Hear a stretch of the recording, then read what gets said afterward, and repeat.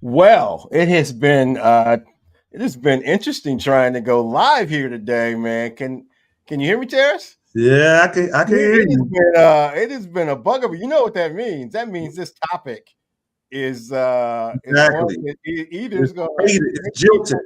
people, You know what I huh? mean? It's Like jilted. seriously, I told you I had my sunglasses. I was like, I'm gonna wear my sunglasses because I don't know. We have to be hiding in public tomorrow. But I mean, it has been very, very interesting. So thank you for everybody that's out there watching us now. We had some technical difficulties, Oh had some my difficulties with goodness. Facebook. I think Facebook banned us right at the start of it. It popped up and it was like, yeah, we're not putting this on Facebook. Oh my gosh. Mention the word cheat and Facebook goes crazy. Like, are you kidding me? That was really, really bizarre. So we're running a little bit late Yeah, starting. we Thanks are. to everybody who was with us. So welcome to the Hope Show. The Hope Show purpose is to help you find clarity in your life. It's really where Socratic scourge meets metaphysical truth. We've been on a hiatus a little bit. As Terrence was talking about a little earlier, we took a little bit of a spring break, but we are back. Yes, we are. I'm Eric Lamont, the master of maniacal doubt. I'm your co-host, along with the metaphysical superhero. Oh boy, here we We go. call him Captain Navajo. He's the Captain Navajo. Captain Navajo. He's the pontiff of pearly wisdom and the man that you can trust to share a hotel room with your girlfriend because he's just a good guy. Terrace Um, Strength, how you doing, yeah, Terrace? okay, all right. You keep believing that. But anyway, Well, listen, we are back from our mid-season hiatus with a doozy. Tonight's show, I cheat, you cheat. What's the big deal? Is brought to you, bro. That's why they're trying to ban us right there, man. Brought to you by votebrother.org, which has the goal of trying to register 500,000 African American male voters by 2031. And the Democracy Headquarters, www.democracyheadquarters.com. They've got some great gear there. So tonight we're stepping into one of the most explosive topics in modern relationships: cheating, infidelity, and uncomfortable truth behind romantic relationships. Because let's be real, people love loyalty until new desire shows up. They love commitment until temptation knocks, and they love talking about marriage like it's sacred, but nobody wants to talk about what happens when the contract is broken, and when trust is shattered, and when the person you love becomes the person who lied to you. So Papa was a honestly, Rolling Stone. Where yeah, you were you? you were saying that musical groups were actually named after Exactly, the temptation. the Yeah, Temptations, right? yeah. So, we might even touch a little bit today on whether or not humans are really built to be monogamous. We've got some data. We'll be joined by a special guest a little bit later. So that's kind of where the conversation begins. Now, this conversation came from a young person. We can call him young now, given our that we're Our now age. long in the tooth. Yeah, a person in their late 20s, a guy, Yes. and I thank you for bringing me into that conversation to help me be a part of that conversation. Yeah. When we were growing up, it was kind of like the guys were the ones that were cheating Right. and or practicing infidelity, and the girls were always talking about how bad the guys were. But this was a Right. guy in his late 20s who was Right. basically saying, "Where are all the good women at? I can't find them." Right. Right. Right? So that's Right. clearly the dynamic has shifted, right? Yes, it has. And infidelity and monogamy and all of that stuff is something that's really a struggle for this generation. Why do you think we're here now? Well, I think a little bit of it is I mean, the tables have turned a little bit. I think the advent of social media uh, is very easy to cheat now, right? Because you have access to way more eyeballs, right? And so the whole validation thing has gone to a new high. And so it creates more opportunities, you know, creates way more opportunities. So because of that, the temptation is greater. I think for this generation, I think it's a lot tougher to do a lot of things with the advent of technology, right? Yeah, You have access to hundreds of thousands of people right through your own phone. right. Yeah. I was gonna say it's a lot easier to cheat now and a Yes, whole lot harder to keep a secret, right? yes, Yeah, So back in the day, yeah, I think particularly when our parents were coming along, it was kind of like, you might, have an encounter with somebody who is somehow tangential to you in your right, workspace, maybe.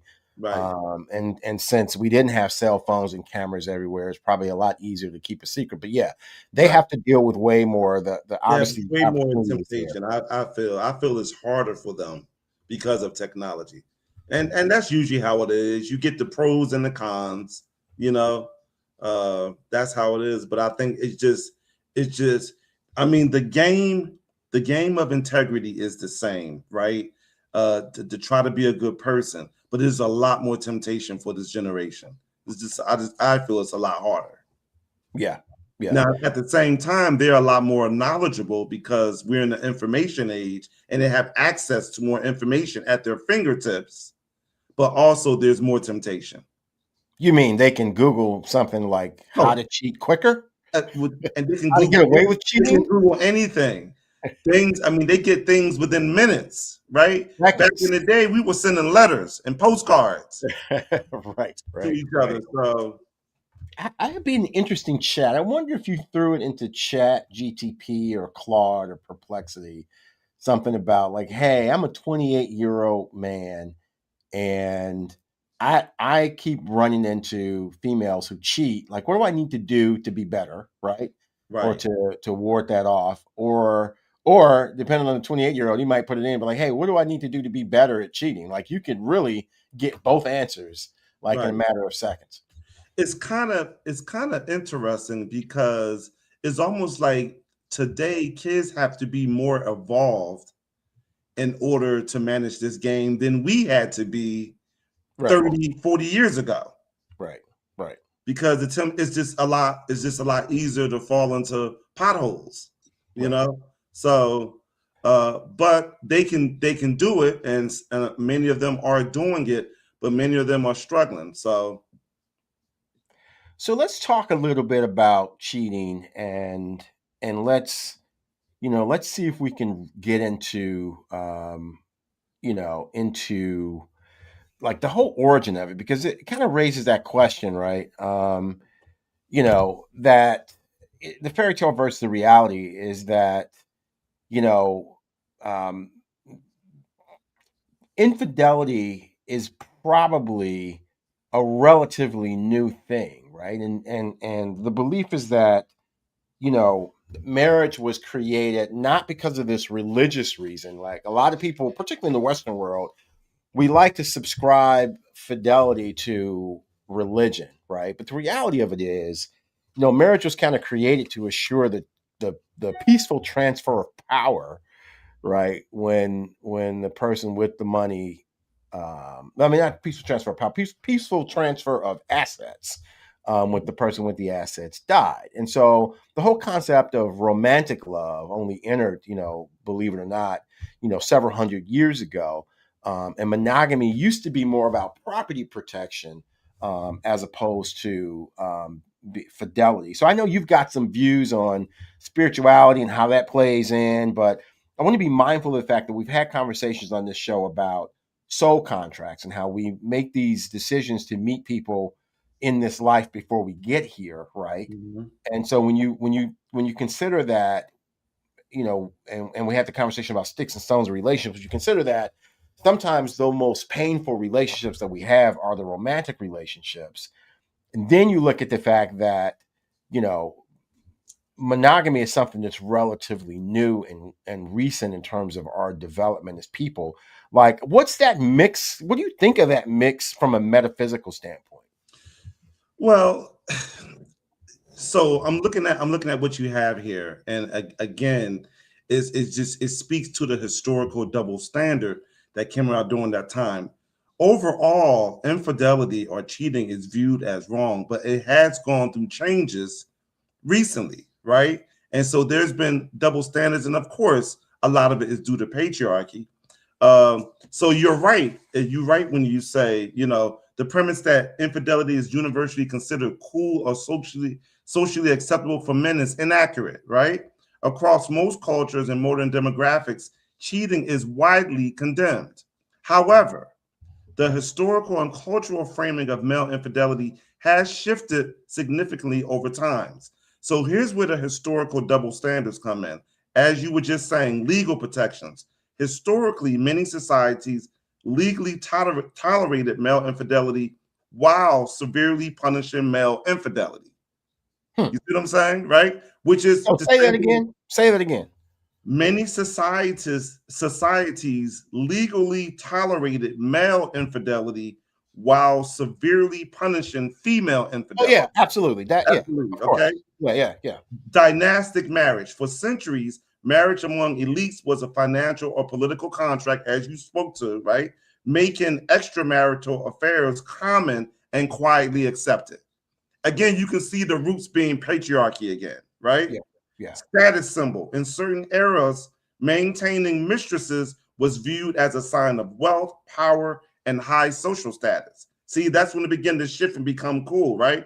The 20th century shift, media romanticization, mid-century pop culture, the Playboy era of the 1950s and 60s sometimes framed the non-committal, unfaithful man as a sophisticated rebel. Rock star culture, the 1970s and 80s music and movie industries frequently glamorized the groupie lifestyle and male promiscuity, right? Yep. Social condemnation. In contemporary society, cheating is generally viewed as a profound breach of trust and emotional abuse. The rise of egalitarianism. Modern relationship standards heavily emphasize mutual respect, shifting away from historical double standards and alternative dynamics. And we see this happening right now. People seeking multiple partners increasingly choose transparent, consensual options like polyamory or open relationships rather than deception. So that's where we kind of are now. So bottom line it for me. So if you had to sum this up into 3 or 4 sentences, what you're saying basically is that we've historically lived in a patriarchal society that allowed for men to cheat and women not to. That morphed into complete acceptance in those societies, which morphed into maybe 20, 30 years ago. It was kind of cool to be a womanizer, not cool to be a manizer, if you will, to be a woman who had a lot of who was promiscuous. But today, it kind of goes both ways. We're evolving, which is a good thing, right? Because the advent of polyamory relationships, things like that, where it's consensual, right? Because if it's you and your wife or you and your girl and you know about it, then it's not cheating. So at least we're moving towards respecting each other and trying to balance the scales. That's how I see it. And that's a good thing, right? Because again, just like we've said in previous shows, we have daughters, wives, aunts, right? And so the goal is to move towards balance or homeostasis. And so that's what's happening. But wouldn't that fly in the face of everything that we learn about religion? Because it kind of sounds like we're headed towards the end of days. I mean, that's what it sounds. I mean, and that's not my belief, but that's kind of what, you've raised a very good point. So if you look at the millennials, a lot of these newer souls or younger people are moving away from religion, moving towards more spirituality, right? Moving more towards energy and stuff like that, and more mutual respect. So, it's changing as these new kids, these new souls come in, right? We're seeing a slow evolution of a lot of this stuff where we don't want to do that. Because, let's be honest. Somebody cheating on you hurts, right? Mm-hmm. As a man, if you know your wife is cheating on you, it hurts men probably more than women because, it's painful, right? You really can hurt a person. It's the breach of trust. It can change your whole marriage. It changes your whole relationship. It changed how your kids look at you. Like, it's a big deal and for good reason.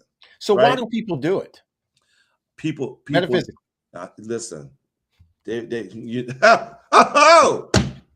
we talking, right? Now we talking. That was all the setup to get to that question. Dude, we do it for a lot of reasons. And of course, it has to do with ourselves, right? because when I'm cheating on you, I'm really cheating on myself. Mm-hmm. I have things underneath that I haven't dealt with. It says a whole lot more about me than it does about you. Okay. So, from an energetic perspective, once we balance ourselves and deal with our stuff, when we're hurt, then we're more inclined to hurt people, right? Mm-hmm. We're more inclined to hurt our spouses, our girlfriends, our boyfriends. It has everything to do with us. And it goes back to our last show that our romantic relationships are about our expansion to help each other to grow and evolve. That is what they do, and that's what they are. Okay. So now you're saying that people cheat because they're trying to grow. That's not going to fly well with a lot of people. Nothing, right?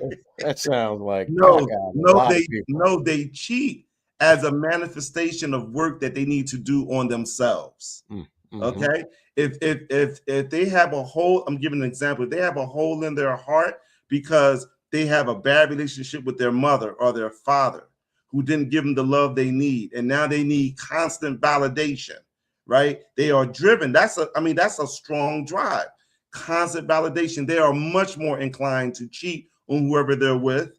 They're much more inclined to breach that trust. That trust doesn't matter as much as their validation matters to help fill that hole that's been created by the relationship with their parents or the non-relationship, right? Right. That's real, right? Yeah. So those are the things that fuel all types of behaviors we do besides cheating, excessive drinking, excessive fighting, manifestations of anger. I get married. I marry my wife and I have a bad relationship with my mother. My wife is and I don't deal with it. My wife is going to catch hell. She's going to catch hell until I heal. Right. You see? So it's all just a manifestation. Forget about what I'm doing to myself, right? But right, this is what we do. And our society promotes a lot of stuff that destroys us energetically. So yeah, that's perfect segue. I want to share a video. This lady is Esther Perel. This is a TED Talk that she did about rethinking infidelity, a talk for anyone who was loved. And she talked very specifically about one of her patients who had an affair. And let's see if we can get her talking about this.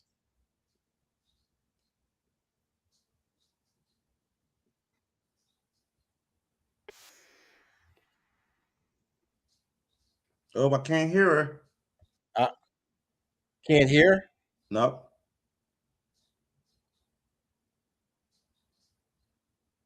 Nope. Yeah, we are having that difficulty again. All right. Well, let's keep talking. So she talked very specifically about her name is Priya, a patient, blissfully married, loves her husband, would never want to hurt the man, right? Mm-hmm. But she tells Esther that she's always done what's expected of her. Good girl, good wife, good mother, taking care of immigrant parents. And she fell for the arborist who removed the tree from her yard after Hurricane Sandy. And with his truck and his tattoos, he was quite the opposite of her. But at 47, Priya's affair was about the adolescence that she never had. Right. And her story highlights for Esther that when we seek the gaze of another, it isn't always our partner that we're turning away from, right? But a person that we have ourselves become. Right. It isn't much looking for another person as much as we're looking for another version of ourselves. Mm-hmm. Right. So what do you think about that? Yeah, I mean, there are all types of things that happen. What she's speaking to is self-awareness, right? That the act that she did was based on her need to evolve and grow or experience a childhood or a youth that she was robbed of because of her responsibilities and obligations. I mean, we see a lot of that. And a lot of this stuff can be balanced out with communication and counseling and therapy, or reading and learning and becoming more aware, because we are here to become more aware about these things, right? Right. It is about our expansion.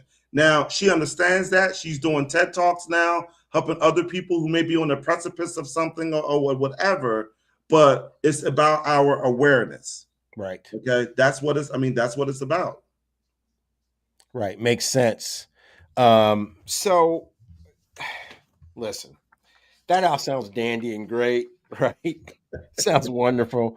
I'm going to take it one step further. I'm going to add my deck back to the screen and give you some facts. So, did some research on Ashley Madison. Are you familiar with Ashley Madison? Yes. How are you familiar with Ashley Madison? Listen, mind your business. I'm familiar with Ashley Madison. Okay. You just leave it at that. You might recall Ashley Madison was in the news because of a security breach. I know some people. I had a buddy actually call me because, or probably buddy's a strong word. I had a guy that actually called me who was expressing that that his data he believed was somehow in the Ashley Madison link or leak because I guess he had used Ashley Madison and it fell within that time frame. But Ashley Madison is a website set up for people who are in relationships, mostly married, I would assume, who are trying to have clandestine relationships with other people who are in relationships already, right?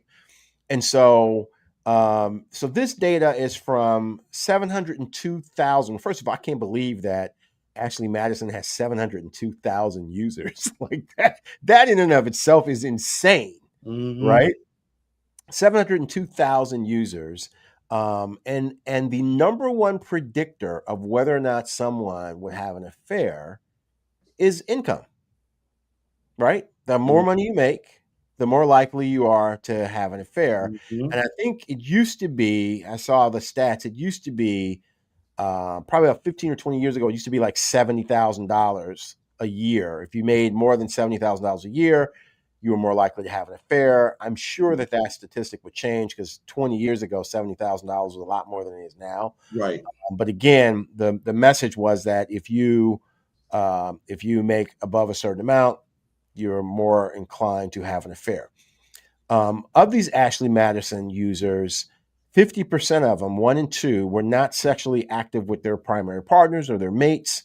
A lot of them said that they had a high affair satisfaction and low regret. That's what they expressed. And affairs did not predict divorce. There was no signs that showed that if people had an affair, they would definitely headed towards divorce. Many of them still maintain love and intimacy with their spouses, even though anywhere between 10 and 45% of them believe that the behavior that they were engaged in, they thought they should judge it as unfaithful. And so, fascinating stats, right? Like fascinating stuff. But again, driving that whole thing that it doesn't seem to necessarily be something connected with the original partner. It's clearly some alternative stuff, right? And I would assume that the income thing, if you make above a certain amount, is probably a couple of reasons why that drives affairs. Number one, the more money you make, probably the better you dress, the better you take care of yourself, which is probably going to make you more attractive to members of the opposite sex. It probably affords you the ability to do some things differently. Let's be real. Mike Vrabel, the coach up in New England, it's been easy for him to have an affair because he's a coach in New England, right? Because he looks up and he and his mistress are on a boat somewhere that nobody knows about, right? Because he can afford to rent a boat and go away with it. So that makes sense. The thing that's surprising here, I'd love to get your take on it, is that a lot of the people surveyed said that they don't have any regrets. Yeah, because and I'm glad you showed me a stat like this. It just speaks to the fact that we don't know what we're doing when we're picking partners and stuff, right? we really don't. It's like hit or miss. It's like it's like taking shots. It's like throwing darts and seeing what sticks. We really do not know what we're doing, and we don't spend time learning how to pick somebody for us. When you talk about the ancients, like here's what's funny, right? And I'm glad you're showing this. What's funny is like you hear me talking about trying to trying to learn, what our numbers are, our zodiac signs are, and stuff Mhm. like that. Do you know how much farther they took that in ancient times to make sure that people were getting matched up correctly? I did And not.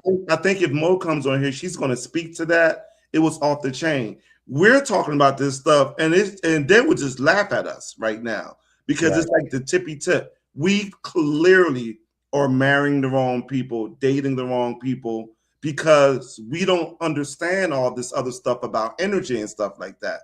So we end up married to these people, buying houses with these people, and it's a mess. So yeah, I'm sure when you done married the wrong guy, yeah, you can't wait to have an affair and get up one out of there and do whatever But because but we're not spending the time learning about ourselves in that way. And wha so we have a hard time matching ourselves up. so are you saying that it's the wrong person because they're not the right person to help you find yourself? No, I'm saying that Because all the data suggests, everything that I've seen, the data suggests that it really has nothing to do with the other person. So you can marry the right well, person and right. Well, still it doesn't, right? Right. It doesn't. It does, but it doesn't. So here's what I mean by that. Because we're not doing the work on ourselves, we're Mhm. not conjoining with the right people, right? That's a us problem individually. That's us Mhm. problem. Then we get midway in and we realize, what am I doing here, right?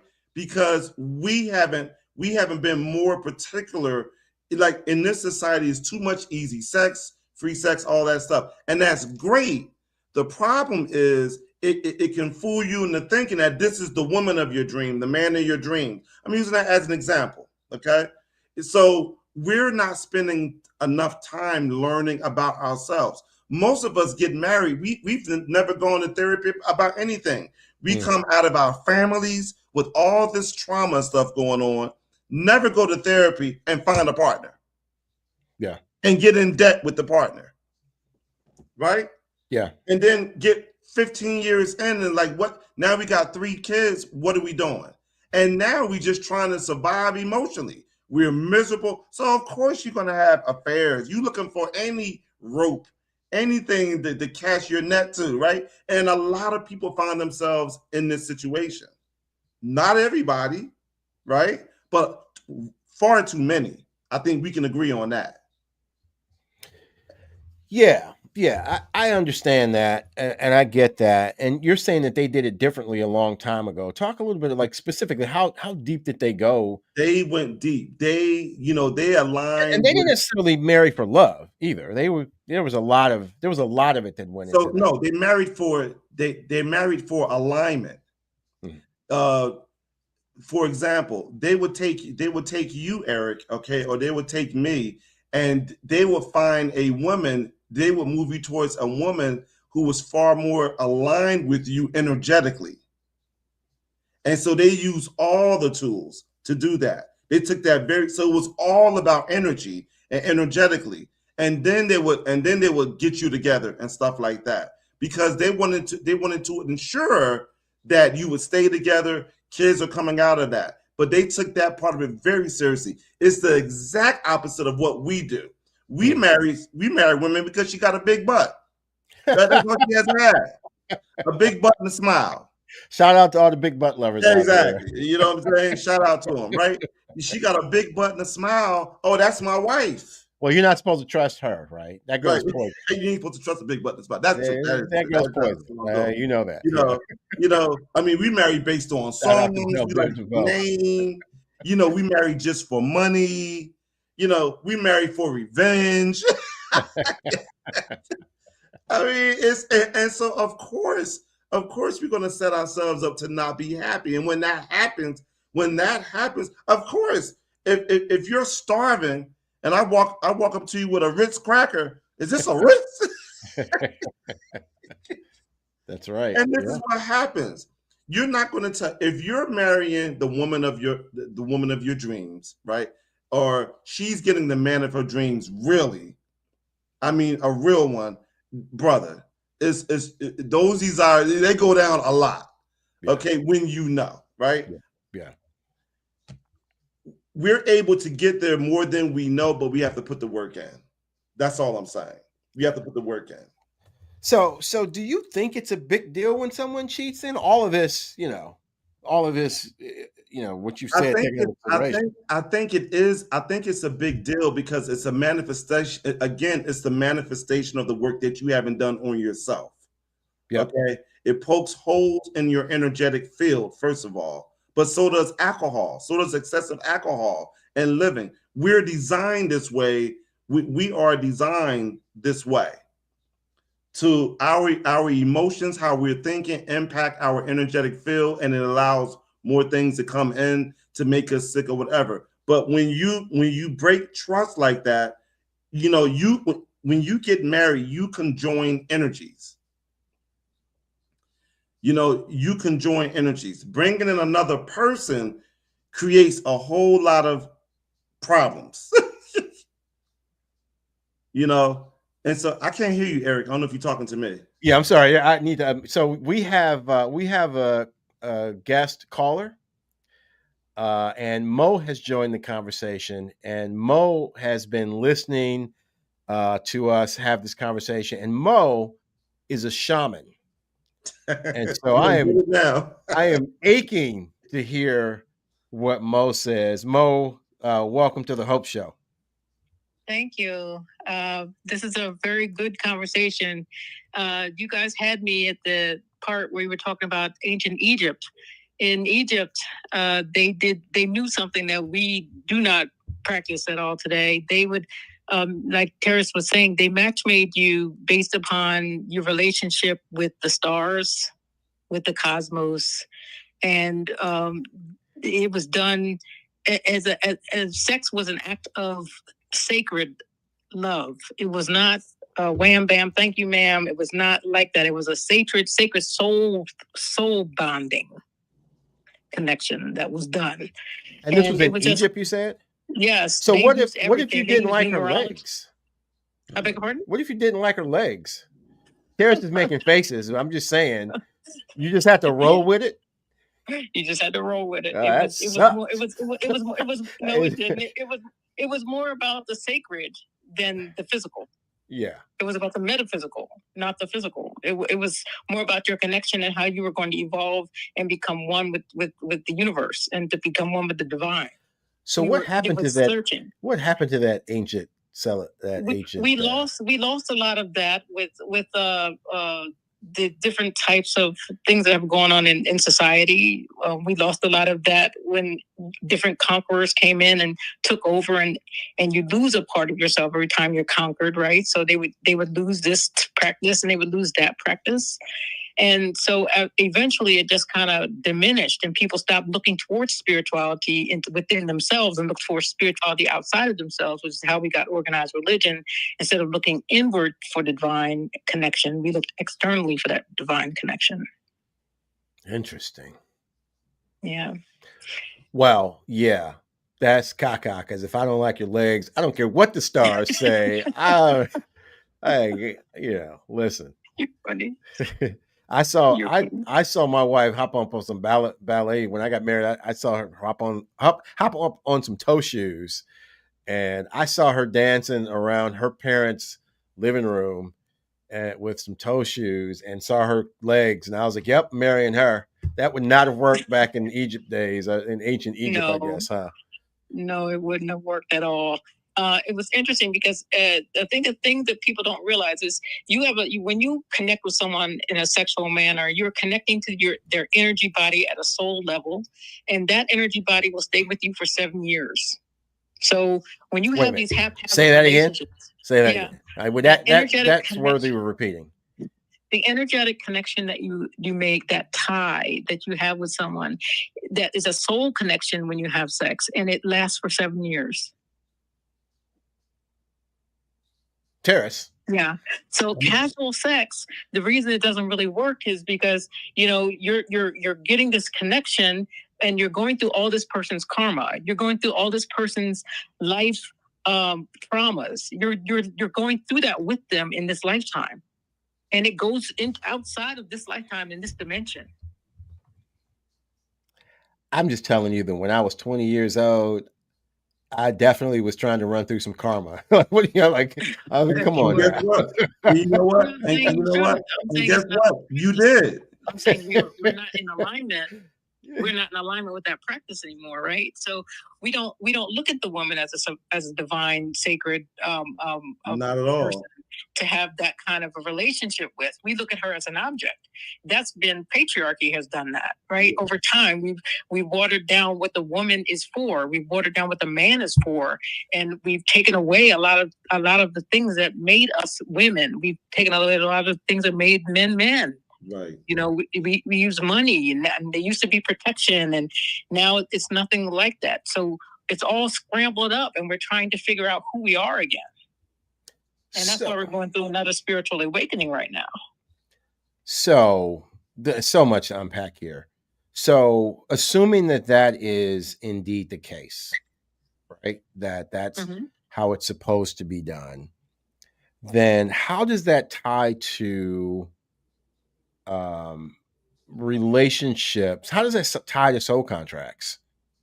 If you are in a difficult relationship now because you entered into a soul contract before you came here, and the part of that soul contract was that you were going to go through difficulty because you were in a relationship where there was infidelity, isn't that the exact opposite of, because the two don't seem like they can coexist. Yes, you can. Look at Gandhi, right? Gandhi's a prime example. He was in a relationship, and he slept with women all the time. And Gandhi had sex? Gandhi did. He tried Did not know that. evolve past it. Yeah, he slept with virgins a lot. Oh, really? To try to pull himself away from that physical need. Oh, that is the biggest bunch of crock ever. So you're now trying to tell me that Gandhi ran through virgins to heal himself. Oh, come on. Come on. That's what they say. Take the books off the shelves on that one. I'm not saying he actually had sex with them. I don't know. I wasn't there. But I am saying that the practice of, that's part of Hinduism, actually, is to try to evolve beyond the physical sexual need into a spiritual need. By having sex? By not with virgins? Sex. By not having sex with virgins, by tempting yourself and denying yourself. Oh, that's the craziest, kookiest thing I've ever heard. Well, I'm telling you, that's what they do. I believe you. But that is like, I'm a crackhead, and I'm going to heal my crackism by driving to the neighborhood crack house and sitting in the first room for a week and just seeing if I can turn down the crack. Like that doesn't even make remote logical sense to me. Well, some people do that as a form of trying to evolve beyond the physical. Yeah, I get it. I get it. I'm not saying it's correct. I'm just saying that's what they do. Yeah, I want to make right. Yeah, I think what Eric is saying, if I'm interpreting what he's Please saying, tell me, because I don't know. Mo got me shook over here. Yeah. In this time in this society, patriarchy is embedded in our DNA, right? Yes. And women have been, and this is why I talk about this so much. Women have been marginalized, right? The divine feminine has been marginalized. The divine man has been marginalized. Now, we're having these conversations today because we're trying to restore that, right? We realize that we are out of control. That's the reason why more of these conversations are happening. The feminine is trying to assert herself, right? Because of this imbalance, and we all pay for it.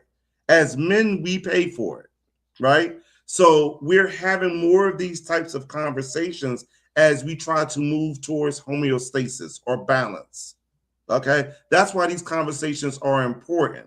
So the intention is to cause us to maybe read a little bit more about this stuff, to work on our individual relationships a little bit differently and better, and see what blossoms from that.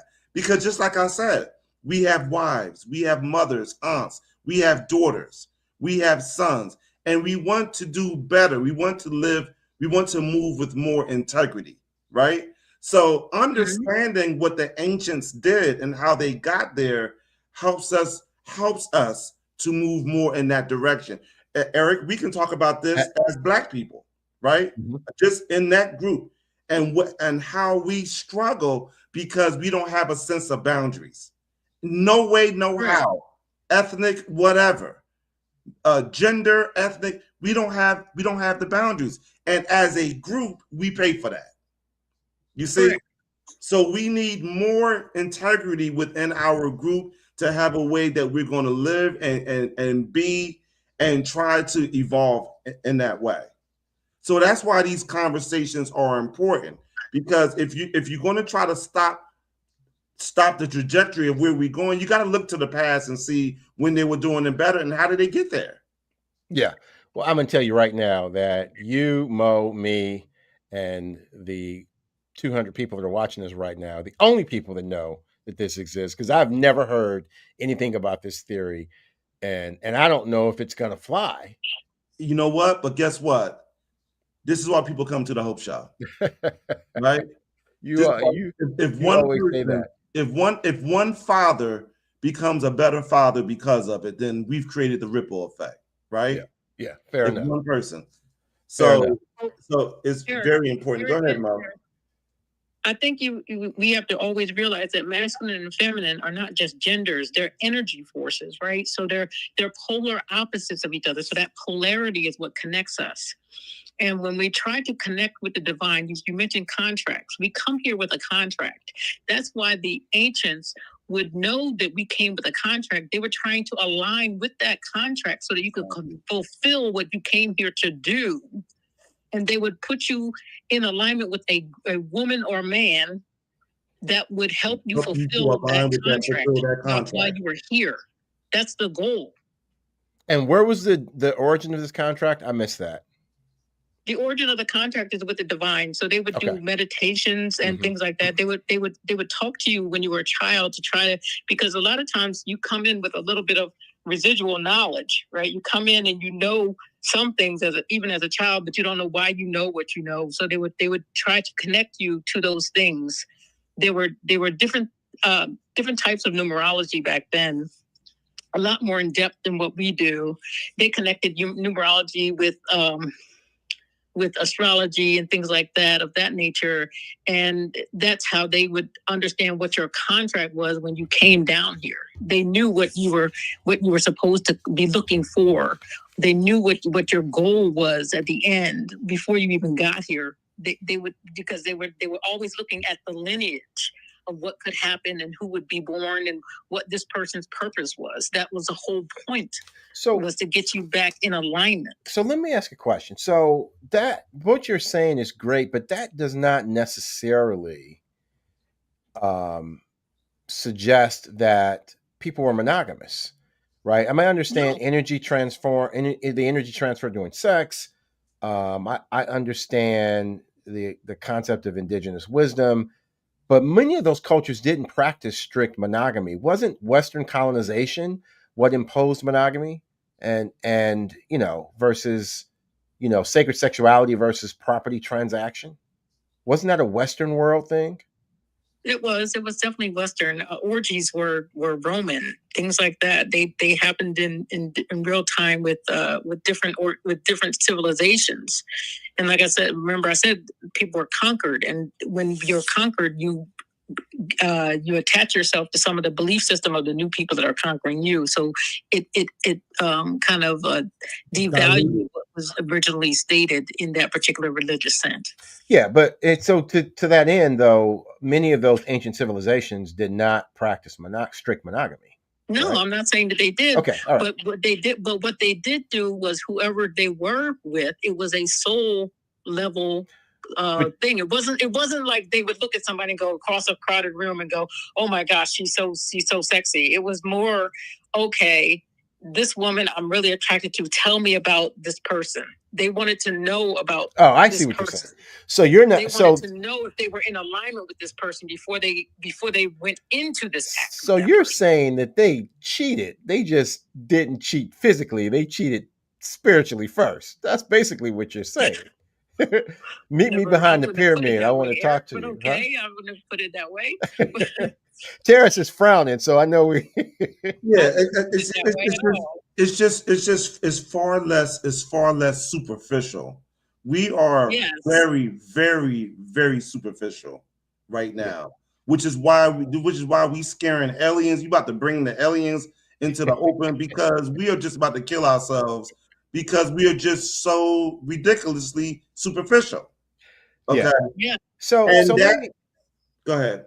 no, go ahead. So I was gonna ask you two a question. So then in the context of all of that, then and where we are today, like what counts as cheating? Like really is no universal agreement on what cheating is. To some people, cheating is you have to have a physical relationship with someone else. To some people, cheating is, hey, you looked at a porn site, that's cheating. So what is cheating I think from that's a up metaphysical to perspective? not is disengaging from the energy system of the person that you have chosen to engage with at that moment. So if you've chosen to disengage for another reason and not allowing them to help fulfill you to bring you to a different level, then I would suppose that would be cheating. Terrence, you agree with that? Yes. So what happens if you both agree that you're in a polyamorous relationship? That's not cheating. That usually typically did not happen. That is a European thing. That was not an African thing. You're trying to say African males didn't have more than one wife? I'm not saying that they didn't. I'm saying that during the Egyptian time, it was not. They had one main. They were striving to become pharaoh back then, Gotcha. right? So to become pharaoh, it was one. It was singular. You wanted to be more like Isis, the divine feminine, and Heru, the divine masculine. Am I saying that right, Paris? But yeah, you wanted to be more like the divine masculine and more divine feminine. That was the whole purpose of the pyramids being built. The pyramids started to be built as soon as that person became into power. They were already preparing for death. Yeah. So basically, what Mo is saying, I mean, it's everything is very well thought out back then. Mm-hmm. Yeah. So the ancient Egyptians or the Kemites lived in a theocracy. It was God-centered. The way they saw it is the more they studied and learned, which is why they did so many things that we can't do today, the closer to God they became. Okay. So for them, it was about becoming divine men or divine women. Their society ran that way, which is why they were emulated by, which is why even when they were being attacked, they were being emulated by their attackers. Okay, so it ran that way. The difference is that we're out of balance. We're severely out of balance. And we're trying to get back to balance. Most of us don't even care about trying to be in balance. We just want to escape. So we live in mess, and then we do more mess to escape the mess that we've created for ourselves and live in. Yeah. That's what we do.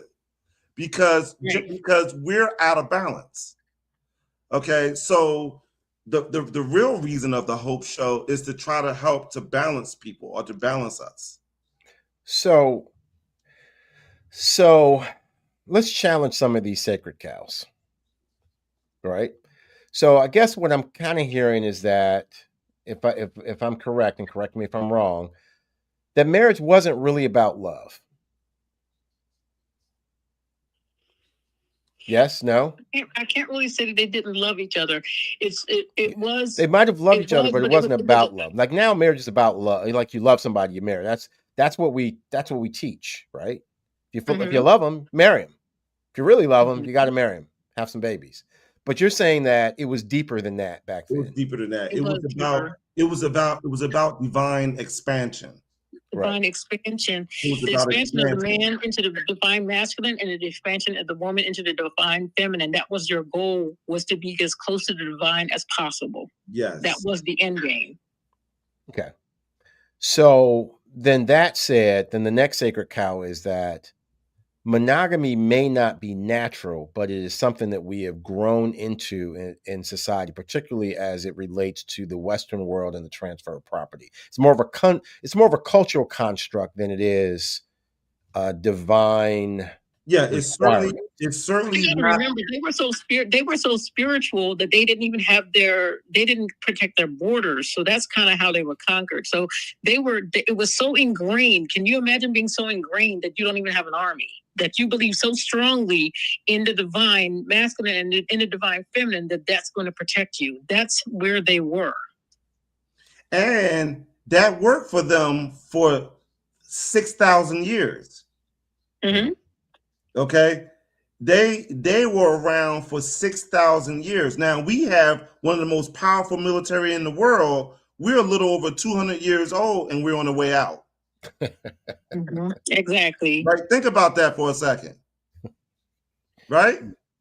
These societies were around for thousands of years, doing it their way, right? Striving to be more like God, right? Or Mm-hmm. nature, as it's called, versus us, totally superficial. We'd be lucky if we make it past 300 years, dude. Easy. Yeah. Right. Yeah. Right. Especially when we look at what's going on now. Yeah. You're Right. That's absolutely the right. difference. You're absolutely right. All right. So the other sacred cow is affairs don't always destroy marriages. We know that from the research. And then multiple relationship structures are valid, provided that the relationships are consensual. It's an attempt. The multiple relationship thing is an attempt to manage chaos. That's what it is. Yes. It's Because when you do that, like I said, you're entering that person's energy field, and you are connecting to them at a soul level for 7 years. So you're interpreting all this karma from this person. So I'm going to get involved with a guy. Maybe I have some trauma in my life. Maybe my mom wasn't good to me. My dad wasn't good to me. So I attract myself to a guy, and I think he's really gorgeous. He's got muscles everywhere. I think he's just beautiful to look at. So I get involved with this guy, but I don't know him. Right? I don't know him. So all I know is he looks good. So I get involved with this guy, and now I got to go through all his traumas because now we're connecting. The woman is receiving him into her body, and she is receiving all of that, right? So she's receiving, and she's embracing all that he is energetically. So all of his trauma becomes her trauma.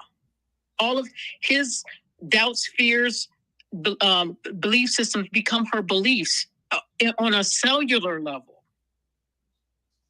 You sound like Tiffany Haddish. Didn't Tiffany Haddish say the same thing, Terrace? Well, it was kind of. She was saying that. Kind of. She was basically saying the same thing. Yeah. See, yeah. Women need to be much more picky, and so do men. We need to be much more picky about who we decide to do that with. Yeah, right? And what you're talking about has nothing to do with cheating. You could be single and still be concerned about that, I guess, right? Yes. Well, I think cheating makes it a little bit worse because now you've got a husband and wife, and maybe the wife is in one position where she wants to evolve, but the husband doesn't because they're in two different places emotionally based upon what you were saying, that, people are, in different places in their lives because we don't look at it as cheating sometimes. Sometimes the woman will be like, oh, he's just being a man. But now she's picking all that energy up and she can't figure out how come she's fighting with her husband all the time. And it has nothing to do with cheating. It has everything to do with that whole energy system and imbalance that she's creating with him. Yeah, it's funny that you say that, and again, not to belittle the topic.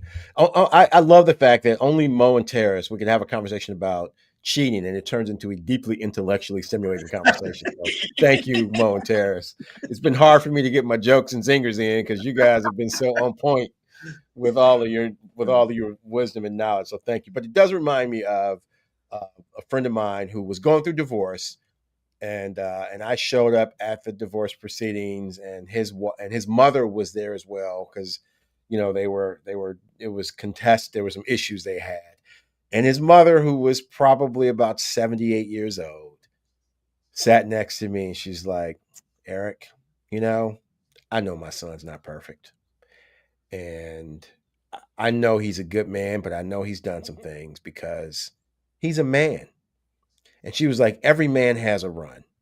Some men have runs that last 20, 30 years. Some men have runs that last 5 years.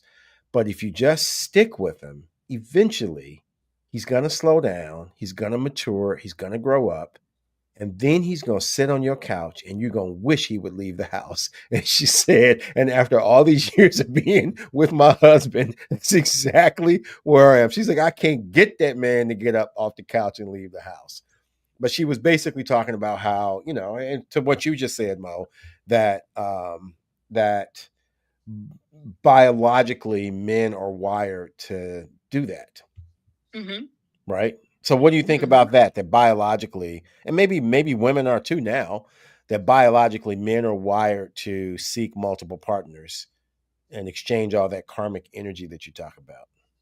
But that's why men had different things. Men in those societies sometimes had harems, and those harems, those women were his concubines, and those concubines were in alignment with him, because the children that would be produced by those concubines, he wanted to be in alignment with him. Gotcha. You guys have enlightened us and confused us at the same time. I don't know if you're supposed to have multiple wives or not, multiple girlfriends. You got Gandhi chasing virgins. Like, y'all been, you guys got me all messed up tonight, boy. I'm telling you. Talk about providing clarity and truth in my life, man. I am all confused. You know, it kind of took a turn left, but I think the main point I wanted to make is about us maintaining our integrity, because that's what impacts our auric field, right?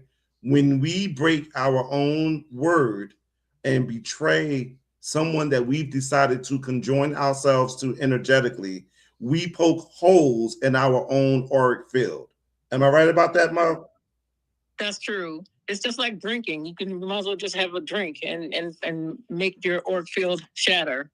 You know, sobriety is a good thing. It's not that you can't drink. It's just that you have to do it in moderation, because this you can open the auric field to earthly entities. So before we say goodbye, let's explain, because one of you explain what the auric field is for those of us that don't know.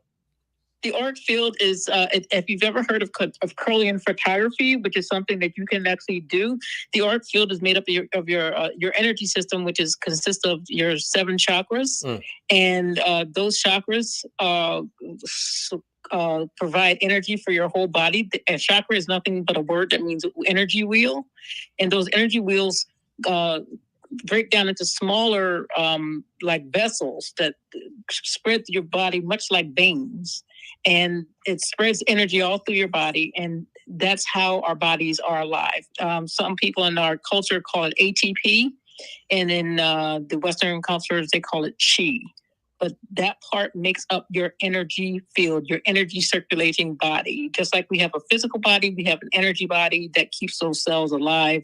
And what makes every cell come to life is ATP, which is Chi. Thank you for sharing that. You're welcome. All right. So Mo, you have any last words for the Hope Show family? Just, it's okay to be yourself, but there's no sense in cheating. If you want to be out there, just be out there. Just be. There's no sense in getting another person involved in a cheating situation. I would just say in a dating situation and just have fun. Yeah, but that's not going to fly. Well, that's what that young man was telling us earlier, is that he meets these women that just want to be out there, and he doesn't want to be out there. He wants to be in a relationship. Yeah, but he wants to cheat, or she wants to cheat. He's like, the girls want to cheat, yeah, or the girls want multiple partners, yeah. Yeah, that's not good. He's picking the wrong type. Yeah. See, that goes into him picking based upon looks. Maybe he wants a big butt. I'm not sure. But it goes into you should be able to choose a woman that's in your same energy foundation. And that starts off with numerology and things like that, and seeing if you two are compatible, and seeing if you're compatible energetically, and then taking it from there to see if you're compatible into a long-term relationship. Yeah, I mean, absolutely. You know, and that is exactly what we don't do. Like, we don't even know who we are energetically in the first place. So how are we going to know who the person is that we're dealing with? And it becomes all physical and superficial. And then we pay for it later, right? Like, that's what basically happens. We never knew what we were doing. and then most of the time ends up being a train wreck. You know what I'm saying, emotionally or otherwise, and we're in it, and we like, how did I get here? Too much of that happens, but Yeah. we're set up that way. Yeah. Eric, by the Yeah. way, the auric energy field can be photographed using Kirlian photography. I don't think I mentioned that. If I did, I just didn't. I got off on a tangent. So you can actually snapshot a picture of your energy field. Everybody I would love to do that. It's called Kirlian photography. You can buy a Kirlian photography camera and take a picture of your energy field. I used to. Tara has introduced me to at least one psychic, and I knew another psychic who would always talk about her ability to like see energy fields. Mm-hmm. And it was fascinating. Like when I would walk in the room, she would tell me exactly what was going on with my energy field, which is great. One day I walked in, she's like, "Woo, what is going on with you?" She's like, "You are like practically like a ball of fire. Like, what's going on with you?" I was like, mm-hmm. I have no idea. No clue. I don't see nothing back here. Right. So anyway, well, Mo, always a pleasure. You're always welcome on the Hope Show. We really appreciate the advice. Are there any resources you want to recommend before you go? Anything you think people should just search up? I think the main thing that anybody wants to search up is just search up Kirlian photography and take a look.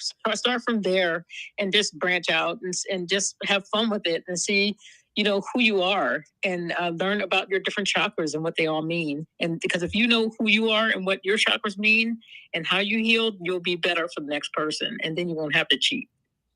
Okay. Sounds good, Mo. Thanks a lot. Good talking to you. You too. Bye-bye.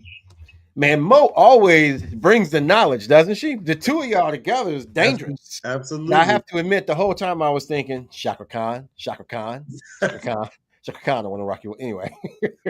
So yeah, we gotta stop being so superficial, dude. Like, listen,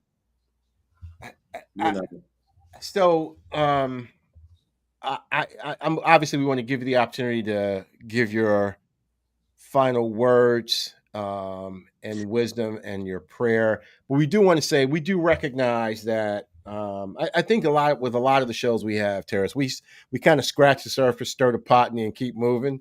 Right. Like when we get to the point where we're having retreats and we can dive much deeper, right? That'll be great. So there are some resources out there. Google it if you need to. Esther Perel, who's the video I was trying to show. There are a couple of videos. One that you might want to look at. She has one called "Sex at Dawn."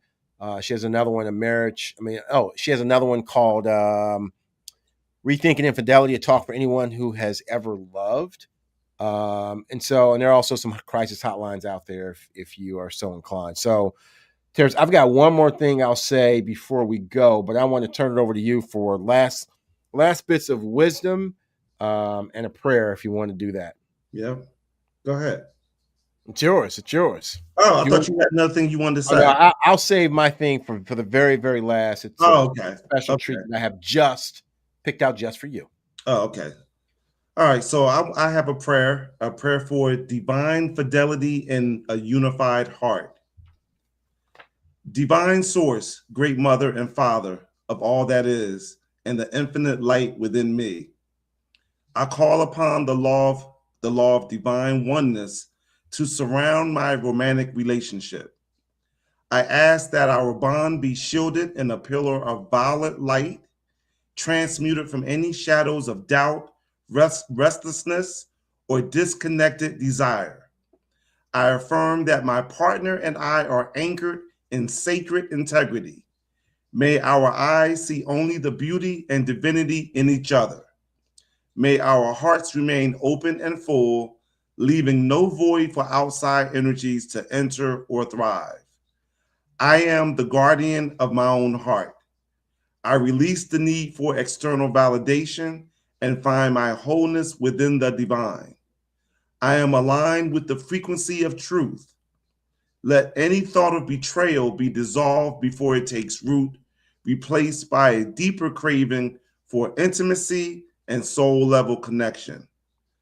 God, Goddess, grant us the clarity to communicate our needs with courage, the strength to honor our vows in every thought and action, and the wisdom to recognize that our union is a sacred mirror of your love. We are one in spirit, one in purpose, and one in devotion. And so it is. Amen. Yep. Amen. Hopefully you saved some relationships with that. Yeah, right? I hope you saved a couple of relationships with good, that. right? So, well, listen, Yeah. man, it's always a pleasure. I do want to give some relationship advice for anyone that is out there contemplating stepping away from their girlfriend or boyfriend or husband or wife. If you're going to do it, we've talked about a lot of things. We talked about whether or not, you should be with someone for bigger reasons and the reasons that are non-physical. We've talked about, what the ancient Egyptians have done. We've talked about cheating and doing it because you're trying to find yourself. All of these things. If you come away with nothing, please come away with this. If you're going to cheat or have an affair, there are people you can cheat with, people you can't cheat with. Oh my God. If you have an affair with someone like Prince, we're going to forgive you all day. But if you have an affair with Stephen A. Smith, it is unforgivable. I just wanted to throw that out there, Terrence, because you just undid. You just undid half of the show. In the toilet. This is what I'm talking about. This is what I'm talking about. I knew I would get that face from you. And so I did that, and now I know the next show you'll probably bring the blade back out, but I'm okay. The blade is coming. The blade is coming back. It's definitely making a comeback. That and the Chevy Camaro, they both coming back. Exactly. Well, hey, listen, Hope Show family, it's been a pleasure. Thank you for allowing us to take a little bit of a hiatus. We'll be back in a couple of weeks with another opportunity to help you bring clarity in your life. Terra Strength, the Metaphysical Mambo, always a pleasure, man. Yeah, you guys are on point again. So I'm gonna see if I can look into that camera. I would love to be able to take pictures of my energy field, see what happens. Yeah, we gotta take care. We gotta take care of our fields. It keeps stuff from coming in. So yeah, all good stuff, man. And hey, it's always a pleasure. Always a pleasure for you and the Hope Show family. And we'll see you next time. Tell somebody you love them. Remember, tell somebody you love them. There it is. Goodbye, everybody. All right. Goodbye.